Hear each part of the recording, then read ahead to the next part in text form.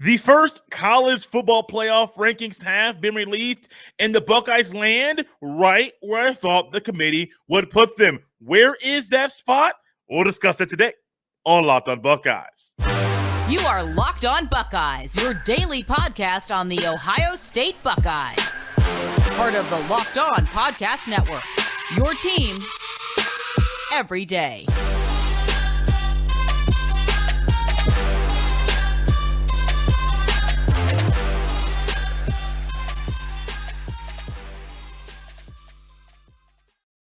What is up, Buckeye fans? Welcome back to another episode of Locked on Buckeyes for the Locked on Podcast Network. I'm your host, Jay Stevens, also the host of the Jay Stevens Podcast. It is a Wednesday, November 2nd in the year 2022, and I'd like to thank LinkedIn Jobs for being the official college football recruiting sponsor across the Locked on College Network. These days, every new potential hire can feel like a high-stakes wager for your small business. And that's why LinkedIn Jobs helps you find the right people for your team faster and for free. Post your job for free at linkedin.com/lockedoncollege. Terms and conditions apply. On today's episode, we will open up the mailbag. There are some questions in the YouTube comments we will use as content during today's show. And also, Stock Up, Stock Down is back.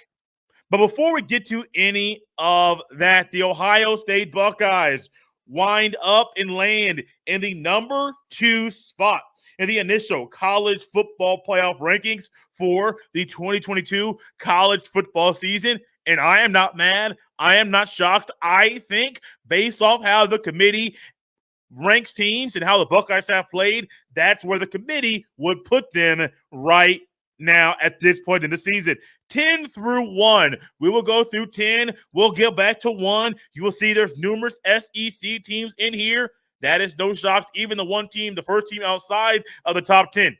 At number 11 is the SEC team in Ole Miss. But 10 through 1 with the Buckeyes being number 2. Where does everybody else fall? Well, number 10, with 2 losses, the only 2-loss team inside of the top 10 is the LSU Tigers. Number 9, USC, with 1 loss. That 1 loss coming to Utah. Number 8, Oregon, 7-1. Their 1 loss coming week 1 to the Georgia Bulldogs. Number 7, the undefeated team outside of the Big 12 Conference, the TCU Horned Frogs. Number 6, Alabama.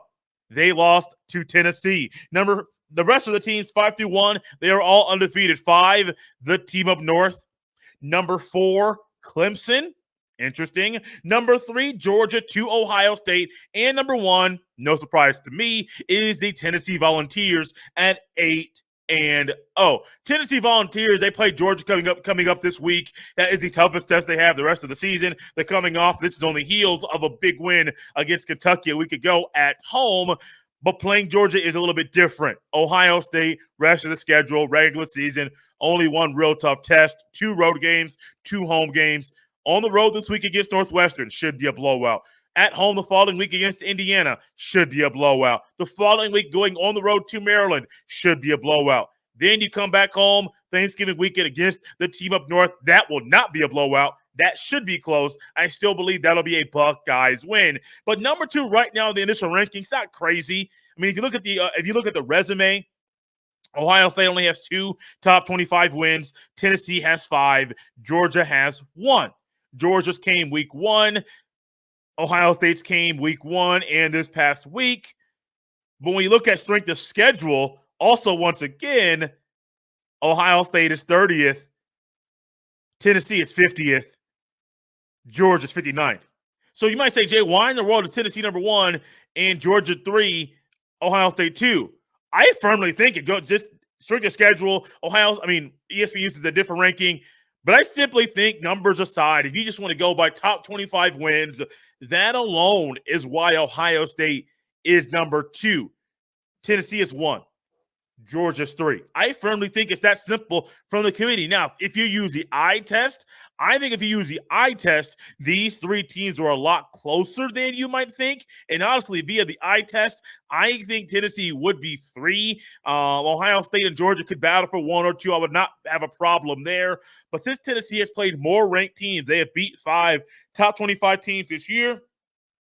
They beat Pittsburgh when they were number 17th ranked Pittsburgh, number 20th ranked Florida, 25th ranked LSU team, the 3rd ranked Alabama team, and then the 19th ranked Kentucky team when Tennessee played them. I think that is enough in a lot of people's minds for Tennessee to be ranked number 1 right now. The Buckeyes are in a great spot. If they did not play Notre Dame early in the year, week 1, they'd only have 1 ranked win, and I could honestly see them being number 3 based off that little detail in the resume. But when I say they're in a great spot, I think it's very simple. The Buckeyes have one job and one job only.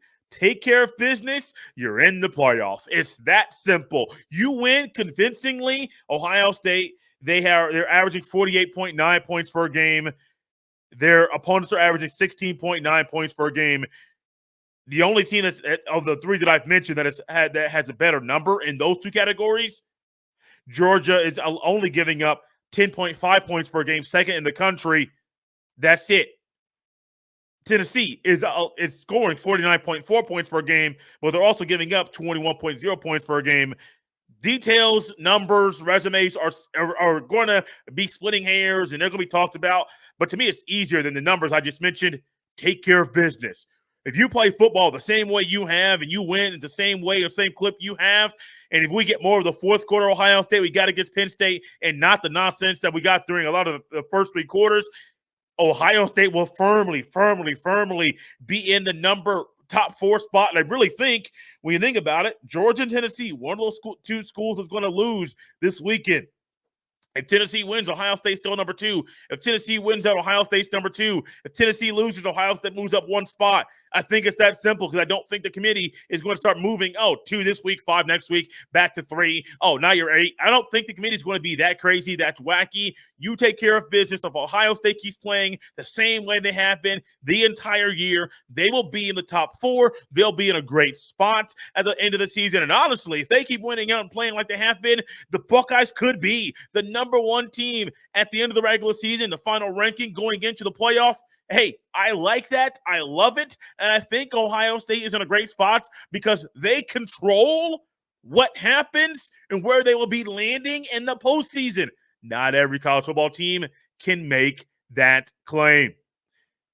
What else other college football teams can't make the claim to is some of the things this listener and viewer of the podcast ask about the head coach of Ohio State in Ryan Day. What questions do they have about Ohio State's head football coach? We'll discuss them next right here on Locked on Buckeyes.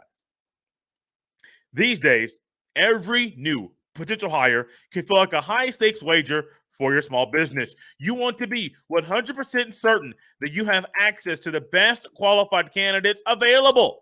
That's why you have to check out LinkedIn Jobs. LinkedIn Jobs helps you find the right people for your team faster and for free. It's easy to create a job post on LinkedIn Jobs, and it's free. Once you create your free job post, add your job in the purple hashtag hiring frame to your LinkedIn profile to spread the word that you're hiring. Simple tools like screening questions make it easy to focus on candidates with just the right skills and experience so you can quickly prioritize who you'd like to interview and hire. It's why small businesses rate LinkedIn Jobs number 1 in delivering quality hires versus leading competitors. LinkedIn Jobs helps you find the qualified candidates you want to talk to faster. Post your job for free at linkedin.com/lockedoncollege. That's linkedin.com/lockedoncollege to post your job for free. Terms and conditions apply. It really is ridiculously good. We let our salsa fans tell our story, and this is what they say about ridiculously good salsa. I eat this salsa by the spoonful. My husband grabs a grocery bag and crushes the high heat. I come to the market just for ridiculously good salsa. I hide happy medium from my kids, the perfect tailgate food, and my favorite, I just want to drink it. There is a delicious flavor for everyone. Mellow, mild garden goodness, no heat or spice. Happy medium, the sweet spot of salsa, and our most popular flavor. And then there's high heat for those who like spice and flavor with a late hit. Just try it. We are a local family-owned business in Westerville, and we would love to share our salsa with you. Grab some ridiculously good salsa at Whole Foods in Columbus, Cleveland, the Hills Market in Worthington, Wheelan's Market, the Butcher and Grocer, Rit Burger Market at Buckeye Lake, and the Greater Gouda in Delaware. Or order online at r.goodsalsa.com. That's r.goodsalsa.com. Follow us on Instagram at Ridiculously Good Salsa to see how we use our salsa in lots of recipes. Salsa all day with Ridiculously Good Salsa.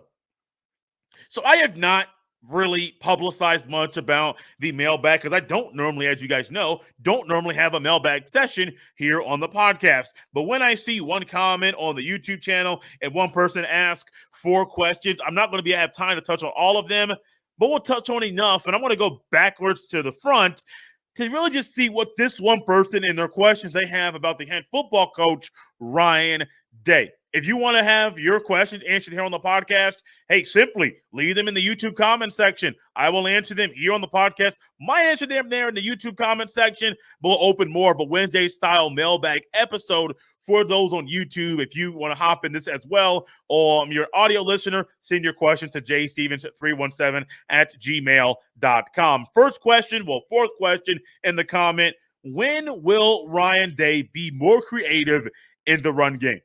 And this is something that I have listened to different podcasts and different people that are beat reporters for Ohio State. They have stated similar things in different ways about the Ryan Day running game and the running game at Ohio State. Not sure if it's Tony Alford or Kevin Wilson or Justin Fryer, who is really kind of the nuts and bolts mind behind the running game at Ohio State. But it's predictable, y'all. It's pretty embarrassing.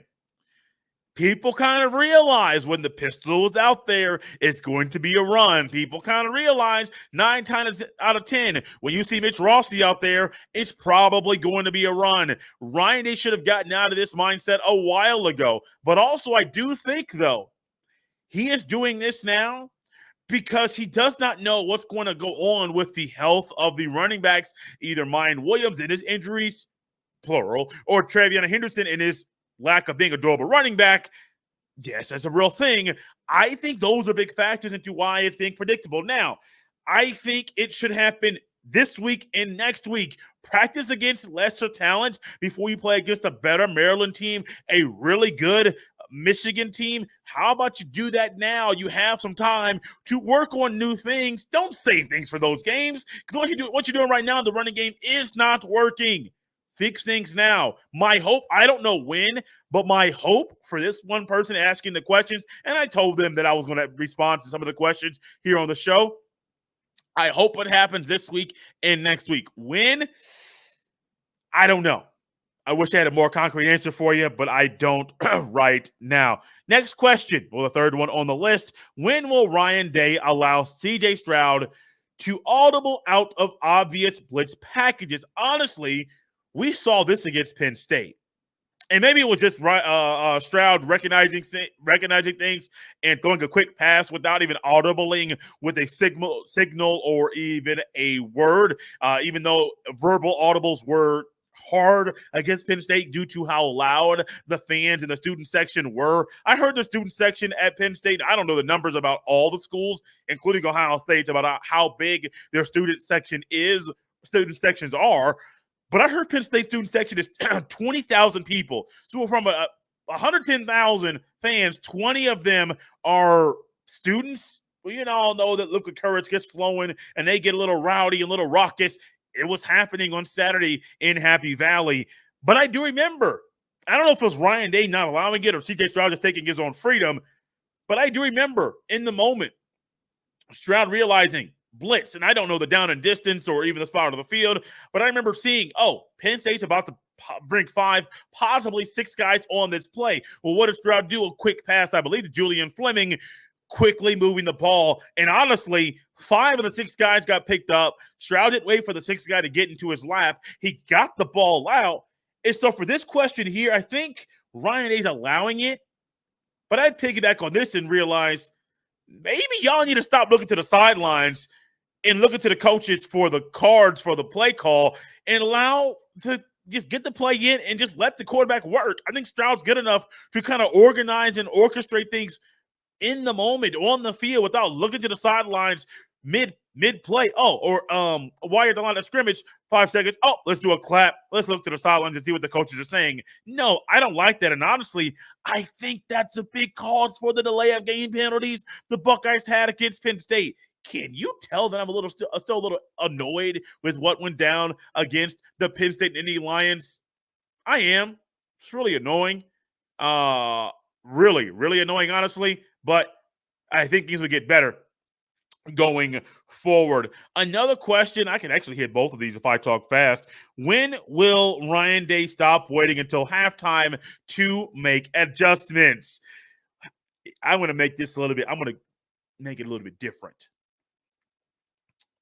How about you make adjustments in the first quarter? It also goes with the question, but when will he stop waiting until halftime to make adjustments? Once again, I would have hoped this didn't happen in the 8th game of the season where you're waiting until halftime, maybe even the end of the third quarter to go with what works, the tempo, upbeat. You see how things were in the fourth quarter when they just ran the offense that they know works instead of trying to do different things and new things and slowing things down. Really thought it would have happened a long time ago. I don't know when. I know these are questions you're asking for, like concrete, or just questions you have. These are questions I have as well. This is a great time to start doing it. We'll have to wait and see, kind of a TBD to be determined if Ryan Day makes that thing happen. Last but not least, when will Ryan Day prepare for teams that scheme to stop the run and are successful? I think this week is when that's going to happen. This is the one time I have a concrete answer about time. I firmly think this week, based off how I know some of the media members are going to ask questions about the running game at Ohio State and kind of be more specific and I don't say point fingers literally, but say you're doing this here, doing this here, doing this here. Will we see a change? I am starting to think even a road game at Northwestern this week, a bad Northwestern team, which is why you can try and work on things now. I firmly think this is a game you can work on the running game, figure out who your backup running back is. If one of your top 2 guys go down, Dallin Hayden, Xavier Johnson, Chip Trainum, figure something out for us. Come on, you need to do something, because when you rely on Travion Henderson, specifically Henderson, the running game does not do a whole lot of good consistently. It does good. He scores touchdowns. But consistently, it doesn't get the job done. I firmly think this is the week that changes will be made in the running game. I'm also trying to be optimistic, because if they're not, it could be the same old story once again, and your boy might be a broken record after the Northwestern game saying, here we go again. Running game has issues. There are no fixes. There have been no changes. I'm scratching my head and kind of confused as to why we are in November having the same story week after week after week. Mailbags are fun. Send your questions in. I'll answer your questions here on a future episode of Locked on Buckeyes. Coming up next, stock up, stock down.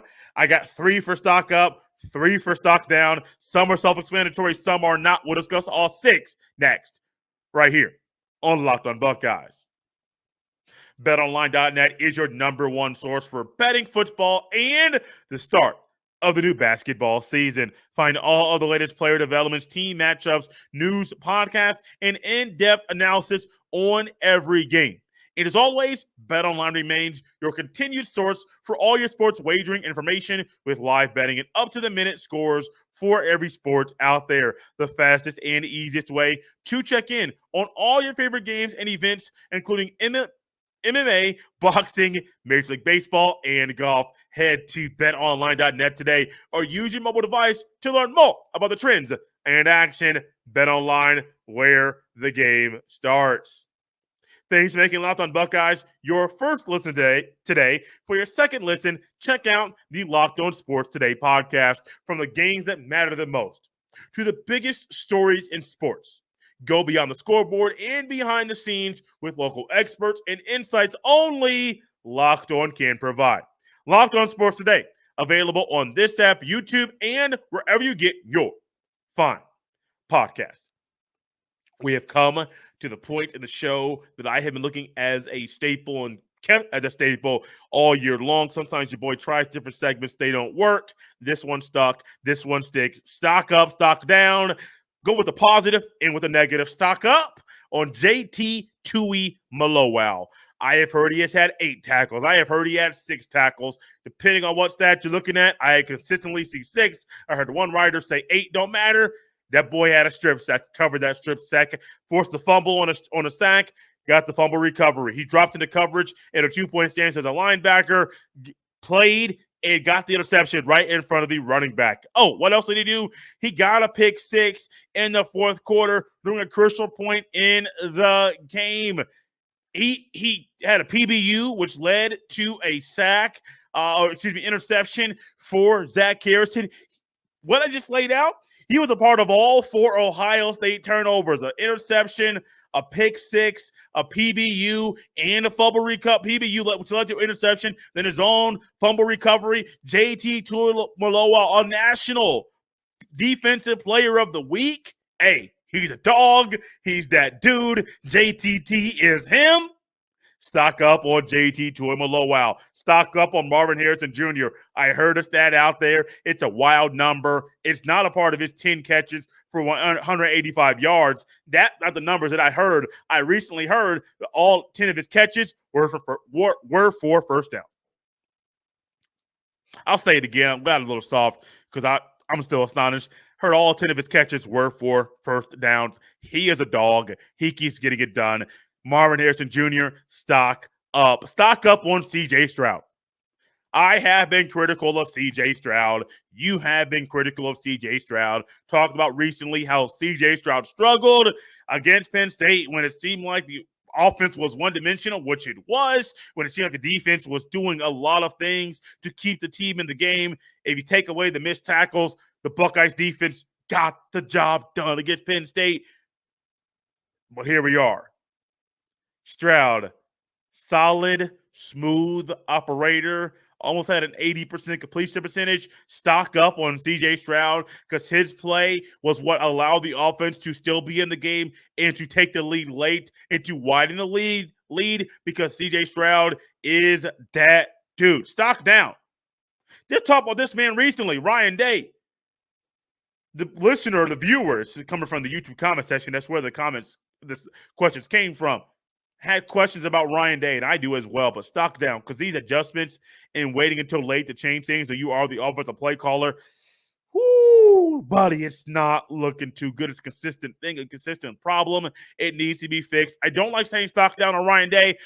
He's a really good guy. I enjoy him being the Ohio State football coach, but I have to be honest and do my job properly. Stock down on Ryan Day for the lack of adjustments against the Penn State and Indy Lions. Stock down to the offensive line. Now, I talk about the running game and the issues there. A lot of it was Matt Jones and Donovan Jackson and Luke Whippler. They were getting beat. There are numerous times I saw Matt Jones get beat, and it wasn't like the man was crossing his face. No, it was mano-a-mano, hat on a hat, and the guy wearing the Penn State Nittany Lions hat beat the guy wearing the Buckeye lid. Stock down on the offensive line because those are things that need to be fixed. Yes, you're playing 3 lesser opponents here recently. Perfect time to fix the issues because you better be your A game against a team up north because I'm not trying to come on here after the game and have a repeat of what happened last year. Stock down on the running game. I said it in the moment during the game, sent a tweet out. It might be time for Chip Traynor to be in the backfield, see what he can do. And I said it after Mayan Williams went down. You try to rely on Travion Henderson. You saw what happened. Yes, he scored later in the game. He can do those things when the hole's wide open. But I still think Henderson flourishes in a 2-back system, not a 1-back system when he is a featured running back. Stock down because when Williams went down, y'all try to rely on Henderson. And even though it worked out, he scored a touchdown. I still think the running game would have been a whole lot better if there was a second running back in the mix. Out of here on a Wednesday, hump day edition of Locked on Buckeyes. As always, you can follow me on Twitter at jstevens07. You can send all of your emails to jstevens317 at gmail.com. We will be back tomorrow looking to have a crossover with Carter Bird, the host of Locked On Northwestern, to get the Northwestern side of things. Also looking to get a recruiting update with John Garcia Jr. of Sports Illustrated. Caden McDonald, 4-star D tackle, committed on Monday evening. We'll get the insight on him. And I would love to ask John what he thinks and how he thinks recruits Keon Keeley, Damon Wilson, and especially Mateo Uiagalelei view JT Tuimoloau's performance against Penn State and how that might be swaying or pulling one of or two of or maybe all three of those guys to commit to Ohio State later in the year. Specifically, Mateo Uiagalelei, I believe his mom ended up tweeting something. And also with Mateo profiling similar to JT, that might go hand in hand to how Mateo thinks his college football career will go, and it might be in Columbus as he wears the Ohio State Buckeye jersey. Out of here on a Wednesday, a hump day. Enjoy it. We're almost to the next game day, and I hope you guys are enjoying this nicer weather we have as we start the month of November in 2022. Out of here. I'm done talking. Have a great day.